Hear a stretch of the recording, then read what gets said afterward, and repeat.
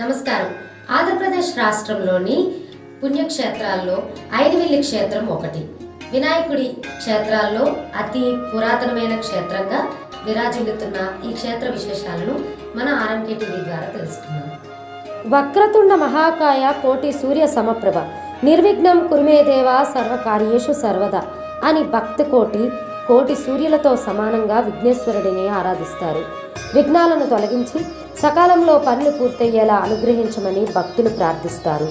ఆంధ్రప్రదేశ్లో సుప్రసిద్ధ గణపతి ఆలయాల్లో ఐనవిల్లి ఒకటి. ఇది స్వయంభూ గణపతి క్షేత్రం. కాణిపాకం తర్వాత అంతటి ప్రాశస్త్యం ఈ దేవాలయానికి మాత్రమే ఉంది. తూర్పుగోదావరి జిల్లాలో పవిత్ర గోదావరి నది ఒడ్డున పచ్చని కోనసీమ అందాలు, సుందర ప్రశాంత వాతావరణం, ప్రకృతి రమణీయతలతో ఈ ఆలయం అలరారుతుంది. ఉమాసుతుడు ఇక్కడ సిద్ధి వినాయకునిగా కొలువై భక్తజనాన్ని అనుగ్రహిస్తున్నాడు. కృతయుగం నుంచి ఇక్కడ స్వామి కొలువై ఉన్నట్లు స్థల పురాణం ద్వారా తెలుస్తోంది. దక్ష ప్రజాపతి ద్రాక్షారామంలో చేసిన దక్షయజ్ఞానికి ముందు ఇక్కడ వినాయకుడిని పూజించి పునీతుడయ్యాడని ప్రతీతి.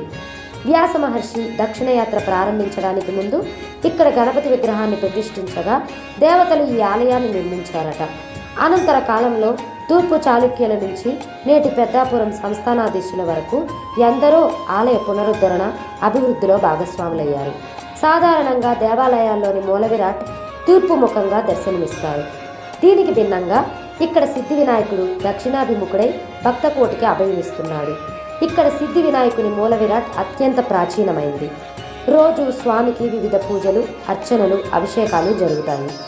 శివకేశవులకు ప్రీతికరమైన వైశాఖ శుద్ధ ఏకాదశి నుంచి పౌర్ణమి వరకు దీక్షతో 5 రోజుల పాటు బ్రహ్మోత్సవాలు నిర్వహిస్తారు.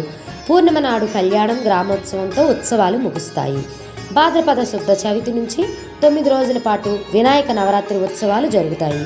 మకర సంక్రాంతి, కనుమ నాడు ప్రబల ఉత్సవం చేస్తారు. విజయదశమి, కార్తీక మాసం, కృష్ణాష్టమి వేడుకలు ఘనంగా నిర్వహిస్తారు. ఏటా మాఘమాసంలో చదువుల పండుగ జరుగుతుంది. ఈ పండుగలో భాగంగా గంగా, యమున, గోదావరి, సరస్వతి, నర్మదా, సింధు, కావేరి నదీ జలాలతో స్వామిని అభిషేకిస్తారు. 1,00,000 కలములను సిద్ధి వినాయకుని పాదాల వద్ద ఉంచి 1,00,000 దూర్వాలతో పూజిస్తారు. అనంతరం ఆ పెన్నులను విద్యార్థులకు పంచుతారు.